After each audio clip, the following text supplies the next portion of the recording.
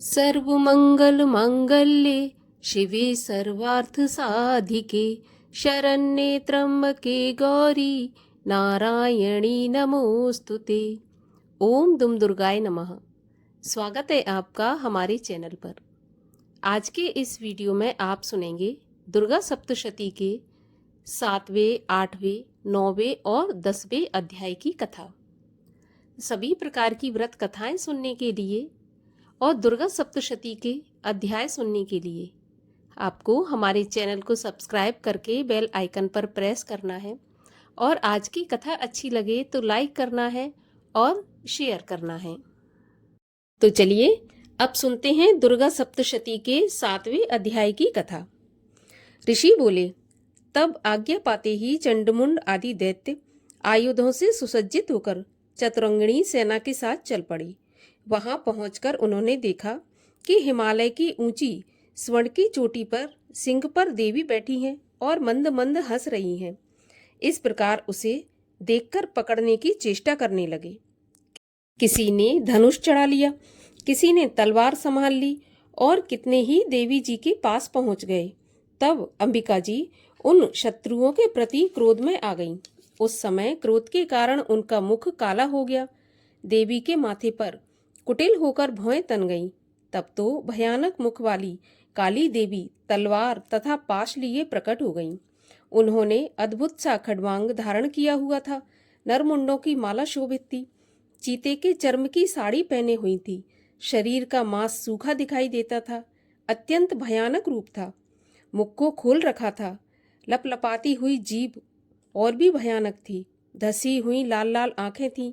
गर्जना से सभी दिशाओं को भर दिया था। तब तो वह बड़े वेग से दैत्य सेना पर टूट पड़ी। बड़े बड़े असुरों को मारती हुई उनका भक्षण करने लगी। उन पार्श्व रक्षकों को, अंकुशधारियों को, महावत तथा योद्धाओं को, घंटों के साथ कितने हाथियों को एक ही हाथ में पकड़कर मुंह में डालने लगी। वैसे ही घोड़ों के साथ रथों को एवं सारथियों को मुंह में डाल डालकर अत्यंत भयानक रूप से दांतों से उन्हें चबाती जाती थी। किसी के केश पकड़ लेती तो किसी की गर्दन दबा डालती, किसी को पैरों से दबोच लेती तो किसी को छाती से धकेलकर मार गिराती।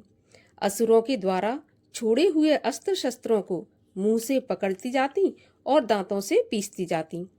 काली जी ने इस प्रकार बलवान दुरात्मा असुरों की वह सेना कुचल डाली। कितने ही असुरों को मार दिया। उस देवी ने कुछ एक तलवार से काट गिराए, कुछ एक खड्वांग से पीट दिए और कुछ एक दांतों से कुचल दिए। क्षण भर में राक्षसों की सारी सेना मार पीट कर गिरा दी। यह देखकर चंड उस भयानक काली की ओर दौड़ा। इधर महासुर मुंड ने भी महाभयंकर बाणों की वर्षा से एवं हजारों चलाए हुए चक्रों द्वारा उस भयानक आंखों वाली देवी को ढांक दिया। वे अनेक चक्र देवी के मुख में प्रवेश करते हुए इस प्रकार दिखाई देने लगे जैसे सूर्य से बिंब बादलों के पेट में समाते जा रहे हों। तब तो जिसके भयानक मुख के भीतर जिसका देख सकना भी कठिन था, ऐसे दांतों के प्रकाश से दमकती हुई अत्यंत क्रोध में आकर भयानक गर्जना करती हुई वह काली भीषण अट्टहास करने लगी। तब हूं हूं करती हुई बड़ी तलवार लिए हुए देवी चंड पर कूद पड़ी। उसे बालों से पकड़कर उसी तलवार से झट से चंड का सिर काट दिया। तब चंड को इस प्रकार मारा गया देखकर मुंड देवी की ओर दौड़ा। कुपित काली ने तलवार से मारकर पृथ्वी पर मुंड को भी गिरा दिया। महाबली मुंड को मरा हुआ देखकर और सेना का नाश देखकर शेष सेना भयभीत होकर इधर उधर भाग गई। अनंता काली जी ने चंड तथा मुंड के सिर हाथ में ले लिए। फिर भयानक अट्टहास करती हुई चंडिका के पास जाकर बोली, मैंने ये चंड और मुंड नामी महापशु आपकी भेंट चढ़ा दिए। अब तो शुंभ निशुंभ का आप स्वयं वध करना। ऋषि बोले, अपने सम्मुख लाए गए चंड मुंड महाअसुरों को देख कल्याणी चंडिका काली से ललित वचन बोली, हे देवी कालिके, क्योंकि तुम चंड मुंड को लेकर मेरे पास आई हो, इस कारण लोक में चामुंडा के नाम से तुम्हारी ख्याति होगी। 8वां अध्याय। ऋषि बोले, चंड मुंड दोनों दैत्यों के मारे जाने पर एवं बहुत सी सेना के भी क्षय हो जाने पर असुर राजा महाप्रतापी शुंभ के चित्त में भारी क्रोध पैदा हो गया। उसने सभी दैत्यों की सेना को युद्ध के लिए आज्ञा दे दी। उसने कहा, आज 86 उदायुध सेनापति अपनी सारी सेना को लेकर चलें। असुर 84 कंबू सेनापति भी अपनी सेना के साथ युद्ध के लिए निकलें और मेरी आज्ञा से 50 करोड़ वीर्य कुल के असुर तथा 100 धौम्र कुल के सेनापति सेनाओं के साथ कूच कर दें और फिर मेरी आज्ञा से कालिक, मौर्य, दोहार्द, काली के सभी असुर तैयार होकर शीघ्र प्रस्थान करें। भयंकर शासन करने वाले असुरराज शुंभ ने इस प्रकार आज्ञा देकर स्वयं भी बहुत सी सेनाओं के साथ प्रस्थान कर दिया। जब चंडिका ने देखा अब इस ओर भयानक सेना लेकर निशुंभ आ रहा है, तब तो उन्होंने अपने धनुष की टंकार करके पृथ्वी आकाश के मध्य भाग को गुंजा दिया। हे राजन, उस समय सिंह ने भी बड़ी भारी गर्जना की। फिर अंबिका जी ने घंटा बजाकर उस गर्जना को और भी बढ़ा दिया। उस शब्द को सुनकर दैत्य सेनाओं ने आकर चारों ओर से देवी, सिंह और काली के क्रोध के साथ घेर लिया। इसी अवसर के मध्य में, हे राजन, दैत्यों के नाश के लिए तथा देवताओं की वृद्धि के लिए अत्यंत बल एवं पराक्रम से संपन्न होकर ब्रह्मा, विष्णु, शिव, कार्तिकेय स्वामी, इंद्र आदि देवों की शक्तियां उन्हीं के शरीरों से निकलकर उन्हीं के रूपों से चंडिका के पास आ गईं। जिस देवता का जो रूप जैसे भूषण तथा वाहन है, उन्हीं वस्तुओं से संपन्न होकर वह देवता शक्ति वही रूप धारण करके दैत्यों के साथ युद्ध करने आ गई। ब्रह्मा जी की शक्ति, जिसे ब्रह्माणी कहा जाता है, जो हंसों से जुते हुए विमान पर बैठी थीं, अक्षय सूत्र कमंडल से शोभित थीं, सबसे प्रथम उपस्थित हुईं। महेश्वर की शक्ति वृषभ पर विराजमान, सुंदर त्रिशूल धारण किए, महासर्पों के कंकण धारण किए, मस्तक पर चंद्र रेखा सुशोभित थी, वह मातेश्वरी शक्ति आई। कार्तिक स्वामी की शक्ति हाथ में शक्ति लिए, मोर पर आरूढ़ गोह रूपणी कौमारी अंबिका शक्ति दैत्यों से युद्ध करने आई। वैसे ही विष्णु की शक्ति गरुड़ पर सवार होकर शंख, चक्र, गदा, शांग एवं खंग हाथ में लिए वहां वैष्णवी शक्ति आ गई। यज्ञ वराह का विचित्र रूप धारण करने वाले विष्णु की वराह शक्ति वैसा ही शरीर धारण करके वहां आई। नरसिंह जी के समान शरीर को धारण किए, गर्दन के बालों के फटकारने से आकाश के तारों को बिखेरती हुई नारसिंगी शक्ति वहां आ पहुंची। इंद्र की शक्ति इंद्र के समान रूप वाली 1000 नेत्र धारण किए, वज्र हाथ में लेकर ऐरावत गजराज पर आरूढ़ होकर वहां आ गई। तब उन शक्तियों से घिरे हुए शंकर जी ने चंडिका से कहा, मेरी प्रसन्नता के लिए शीघ्र से शीघ्र इन असुरों का संहार करो। तब देवी के शरीर से अत्यंत भयानक सैकड़ों गीदड़ियों की भांति हूं हूं करती हुई बड़ी चंडिका शक्ति प्रकट हो गई। तब उस अपराजिता देवी ने धुएं जैसे जटा वाले शिवजी से कहा, भगवन, आप दूत बनकर शुंभ निशुंभ के पास जाएं, वहां जाकर उन महाअभिमानी शुंभ निशुंभ दानवों को तथा युद्ध में आए हुए दूसरे दानवों को भी कहें कि हे दानवों, यदि तुम लोग जीवित रहना चाहते हो तो त्रिलोकी का राज्य इंद्र को प्राप्त करें। सभी देवता यज्ञ भाग पाएं और तुम लोग पाताल में चले जाओ। यदि तुम्हें कुछ बल का अभिमान हो और युद्ध की अभिलाषा हो तो आ जाओ, ताकि तुम्हारे मांस से मेरी गीदड़ियां तृप्त हो जाएं। इस दूत रूप में स्वयं शिवजी को ही देवी जी ने नियुक्त किया। वह शिव शक्ति संसार में शिवदूती के नाम से विख्यात हुई। जब शिव द्वारा कथित देवी जी के वचन उन महाअसुरों ने सुने तो बड़े क्रोध में आ गए और जहां कात्यायनी देवी स्थित थी उस ओर बढ़ने लगे। वहां कुपित होकर उन देव शत्रुओं ने बाण, शक्ति, रिष्टि आदि आयुधों से देवी जी पर पहले वर्षा करना आरंभ कर दिया। तब टंकार करके धनुष द्वारा पैने पैने बाण छोड़कर देवी जी ने खेल ही खेल में उनके फेंके हुए बाण, शूल, शक्ति, परशु आदि शस्त्रों को काट डाला। फिर काली भी उनके सामने होकर शत्रुओं को शूल के प्रहारों से चीरती, फाड़ती, खड्वांग से कुचलती, मारती, विचरण करने लगी।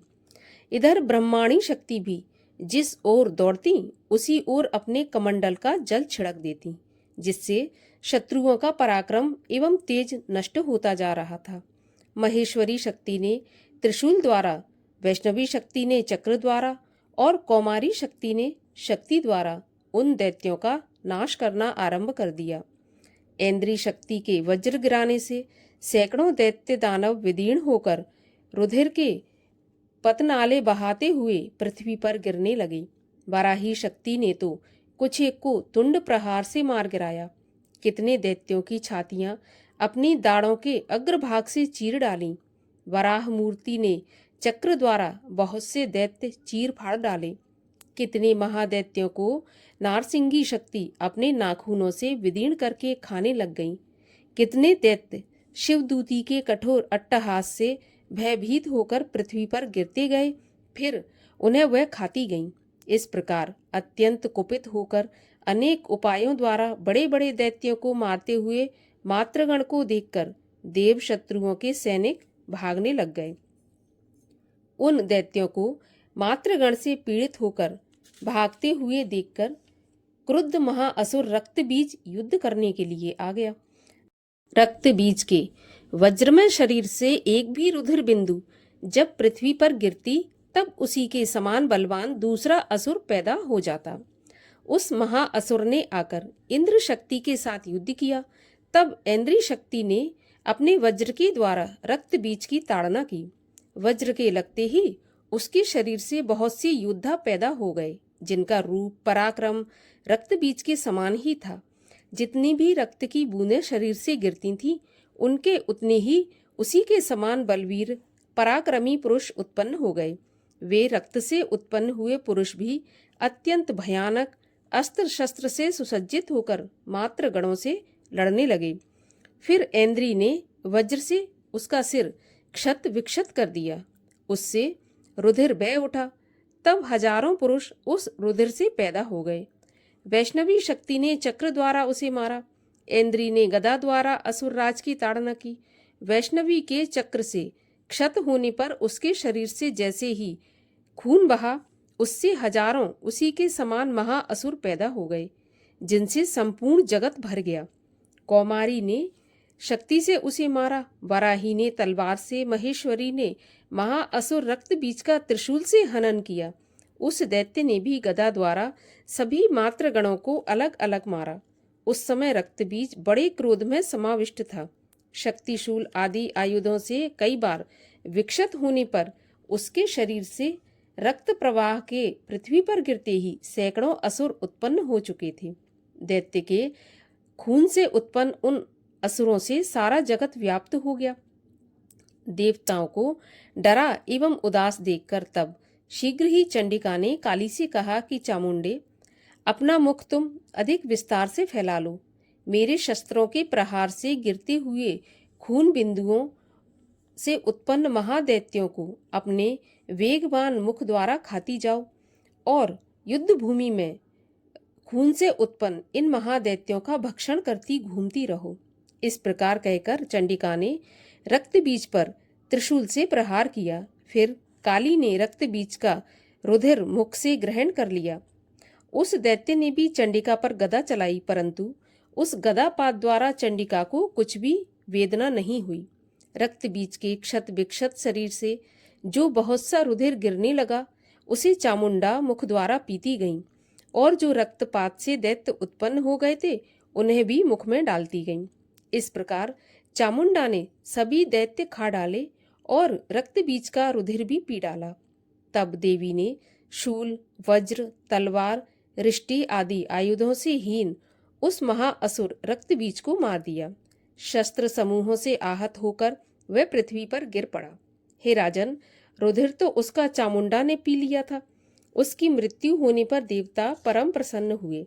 मातृगण उसके रुधिरपान के मत से उन्मत्त होकर नृत्य करने लगी। 9वां अध्याय। ऋषि बोले, हे राजन, रक्त बीज के मर जाने पर एवं युद्ध में अन्य असुरों के भी मारे जाने पर शुंभ निशुंभ दैत्यों का क्रोध बढ़ गया। फिर दैत्यों की प्रधान सेना का साथ लेकर निशुंभ युद्ध में दौड़ा चला आया। उसके आगे पीछे दाएं बाएं बड़े बड़े दैत्य थे। वे क्रोध के मारे होंठ काट रहे थे। शुंभ भी अपनी सेना के साथ मात्र गणों से लड़कर चंडिका को मार डालने की इच्छा से आया था। दोनों दैत्य बादलों की तरह बाणों की वर्षा करने लगे। अपने बाणों के समूहों से चंडिका ने उनके बाण काट दिए। फिर शस्त्र समूह से उन दैत्यों के अंगों पर प्रहार किया। निशुंभ ने तीखी तलवार तथा चमचमाती ढाल उठा ली। देवी के पराक्रमी वाहन सिंह के सिर पर प्रहार किया। अपने वाहन पर इस प्रकार प्रहार होते देख देवी ने क्षुरप्र नामक बाण द्वारा निशुंभ की बड़ी तलवार तथा 8 चंद्रों वाली ढाल भी काट दी। तलवार और ढाल के कट जाने पर उस दैत्य ने शक्ति चलाई। उसे आते देख देवी ने चक्र द्वारा उसके 2 टुकड़े कर डाले।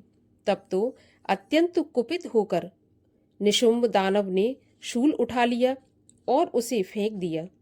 देवी जी ने मुक्के के प्रहार से उसे चूर चूर कर दिया। दैत्य ने गदा उठाकर फिर चंडिका की ओर फेंकी। तब देवी ने उसे भी त्रिशूल द्वारा काट दिया और वह भस्म हो गई। फिर अंत में दैत्यराज को फरसा उठाए आता देखकर देवी ने बाण समूहों से प्रहार कर उसे पृथ्वी पर गिरा दिया। उस भयानक पराक्रमी भाई निशुंभ के इस प्रकार धराशायी होने पर शुंभ क्रोध में भर गया और अंबिका को मारने के लिए सामने आया। वह रथ पर बैठा हुआ था। उसकी बड़ी बड़ी अनुपम 8 भुजाएं थीं। उनमें 8 भयंकर शस्त्र शोभायमान थे। उन भुजाओं से सारे आकाश को ढांपकर वह शोभित हो रहा था।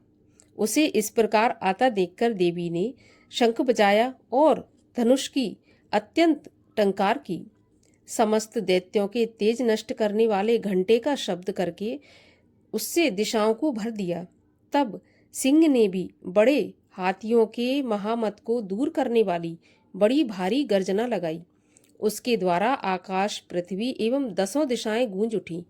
तब काली ने आकाश में उड़कर पृथ्वी पर दोनों हाथों से ऐसी ताड़ना की कि उस शब्द से पहले के सभी शब्द मंद पड़ गए।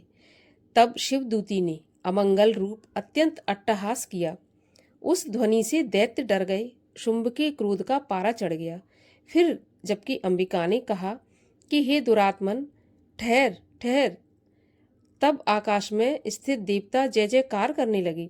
शुंभ ने पहुंचकर आग बरसाती हुई भयानक शक्ति चलाई। अग्नि को पहाड़ की तरह आती देख उसे देखकर देवी ने भारी उल्का से उसे दूर हटा दिया। शुंभ ने फिर सिंहनाद किया। उससे त्रिलोकी गूंज उठी। हे राजन, उस सिंहनाद का इतना घोर शब्द था जैसे कि वज्रपात हो। उसने बाकी शब्दों को परास्त कर दिया था। तब शुंभ द्वारा छोड़े हुए बाणों को देवी ने तथा देवी द्वारा चलाए गए बाणों को शुंभ ने अपने अपने उग्र बाणों द्वारा सैकड़ों हजारों टुकड़े कर दिए। तब चंडिका ने कुपित होकर शुंभ को शूल से मारा। उसके लगते ही वह मूर्छित होकर पृथ्वी पर गिर पड़ा। इतने में निशुंभ चैतन्य होकर वहां पहुंच गया। हाथ में धनुष लेकर बाणों से काली तथा सिंह पर प्रहार किया। उस दानवराज ने अपनी 10,000 भुजाएं बना ली। फिर चक्रों का प्रहार करने लगा। तब घोर संकटों का नाश करने वाली भगवती दुर्गा ने अपने बाणों से चक्र तथा सभी बाणों को काट गिराया। तब निशुंभ दैत्य सेना से आवृत्त होकर चंडिका के वध के लिए हाथ में गदा लेकर बड़े वेग से भागा। वेग से आते हुए उसकी गदा को तीखी तलवार के द्वारा चंडिका ने काट दिया। फिर दैत्य ने शूल उठा लिया। शूल हाथ में लिए उस देव पीड़क निशुंभ को आता देखकर चंडिका ने अपना शूल वेग से चलाकर उसकी छाती बीन दी। उसकी छाती फटते ही उसकी छाती से एक और महाबली पुरुष निकला। वह खड़ी रह इस प्रकार कहने लगा। तब निकलते हुए पुरुष की यह बात सुनते ही देवी आवाज करके हंसी और तलवार से उसका सिर काट दिया। वह पृथ्वी पर गिर पड़ा। तब भयानक दाढ़ों वाला सिंह दाढ़ों से असुरों के सिर खुरच खुरच कर खाने लगा। वैसे ही काल ने तथा शिवदूती ने बहुत से दैत्यों का भक्षण कर डाला। कुछ एक घोर संग्राम से भाग गए एवं कितने दैत्यों को काली तथा शिवदूती ने खा डाला और कई तो सिंह के ग्रास बन गए। 10वां अध्याय। तब ऋषि बोले, अपने प्राण प्रिय भाई निशुंभ की मृत्यु को देखकर, इस प्रकार सेना को भी मरता देख कुपित होकर निशुंभ कहने लगा, अरे दुष्ट दुर्गे, तू बल के घमंड से गर्व मत कर। अरे अहंकारिणी, तू तो अन्य स्त्रियों के बल के सहारे लड़ रही है। देवी बोली, अरे दुष्ट, मैं अकेली हूँ। संसार भर में मेरे समान दूसरी कौन है? ये तो मेरी विभूतियां हैं, मुझ में ही प्रवेश कर रही हैं। इतना कहते ही ब्रह्माणी आदि सभी शक्तियां उन देवी के शरीर में समा गईं। अकेली अंबिका देवी रह गईं। तब देवी बोली, मैं अपनी ऐश्वर्य शक्ति संपन्न अनेक विभूतियों के रूपों में यहाँ पहले विद्यमान थी। अब मैंने सभी रूप समेट लिए। अब तो अकेली युद्ध में खड़ी हूँ, तू भी स्थिर हो जा। ऋषि बोले, तब सभी देवता तथा दैत्य के देखते देखते देवी और शुंभ इन दोनों में युद्ध छिड़ गया। तीखे बाणों की वर्षा तथा भयंकर अस्त्र शस्त्र से उन दोनों का युद्ध सभी लोगों के लिए भयंकर प्रतीत होने लगा। जितने भी दिव्य अस्त्र अंबिका छोड़ती, दैत्येंद्र उन्हें निवारक अस्त्रों द्वारा तोड़ता जाता। इसी प्रकार परमेश्वरी अंबिका भी खेल खेल में हुंकार आदि शब्दों द्वारा दैत्य से छोड़े गए दिव्य शस्त्रों को तोड़ती गईं। उसके बाद असुर ने सैकड़ों बाणों से देवी को आच्छादित कर दिया। तब देवी ने भी कुपित होकर बाणों द्वारा उसका धनुष काट डाला। धनुष के टूट जाने पर दैत्य ने हाथ में शक्ति उठा ली। अभी शक्ति उसके हाथ में ही थी कि देवी ने चक्र द्वारा वह शक्ति काट डाली। तब दैत्यराज तलवार तथा 100 चंद्रमा वाली चमचमाती ढाल लेकर देवी पर झपटा। उसकी तलवार तथा सूर्य जैसी चमकती ढाल को देवी ने अपने धनुष से छोड़े हुए तीखे बाणों से तुरंत काट दिया। रथ के घोड़े तथा सारथी को भी मार दिया। धनुष तो पहले ही कट चुका था। तब तो भयानक मुदगर लेकर अंबिका को मारने के लिए दैत्य उद्यत हो गया। देवी ने उसके मुदगर को भी तीखे तीरों से काट दिया। फिर भी वह दैत्य मुक्का तानकर बड़े वेग से दौड़ा। जाते ही उस दैत्येश्वर ने देवी के हृदय में मुक्का मार दिया। देवी ने भी उसकी छाती पर एक चपेट जमा दी। देवी की उस चपेट के लगते ही दैत्यराज पृथ्वी पर गिर पड़ा। गिरकर भी सहसा उसी प्रकार उठकर खड़ा हो गया। तब उछलकर देवी को उठाकर आकाश में स्थित हो गया। वहां भी निराधार होकर वह चंडिका देवी के साथ युद्ध करने लगा। आकाश में उस समय दैत्य तथा चंडिका का आपस में घोर युद्ध हो रहा था। वह युद्ध मुनियों के लिए विस्मयकारक था। अब अंबिका ने उसके साथ देर तक युद्ध करते करते दैत्य को उठा लिया और उसे पृथ्वी पर पटक दिया। देवी द्वारा पटका हुआ वह पृथ्वी पर आकर खड़ा हो गया। मुक्का तानकर वह दुष्ट देवी को मारने की इच्छा से बड़े वेग से दौड़ा। तब उस दैत्य को आता हुआ देखकर देवी ने उसकी छाती में त्रिशूल भोंक दिया और पृथ्वी पर गिरा दिया। देवी के शूल से क्षत विक्षत होकर पृथ्वी पर पड़ते ही उसके प्राण निकल गए। उसका गिरना भी समुद्र, द्वीप एवं पर्वतों के साथ सारी पृथ्वी को हिला देने वाला था। उस दुरात्मा के मरते ही सारा जगत स्वस्थ एवं प्रसन्न हो गया। आकाश में भी बहुत साफ दिखाई देने लगा। पहले जो उपद्रवी मेघ उठ रहे थे तथा उल्कापात हो रहे थे, वे सभी शांत हो गए। दैत्यों के मारे जाने पर नदियां भी अपने अपने मार्ग पर चलने लगीं। उसकी मृत्यु होते ही सभी देवताओं के मन प्रसन्न हो गए।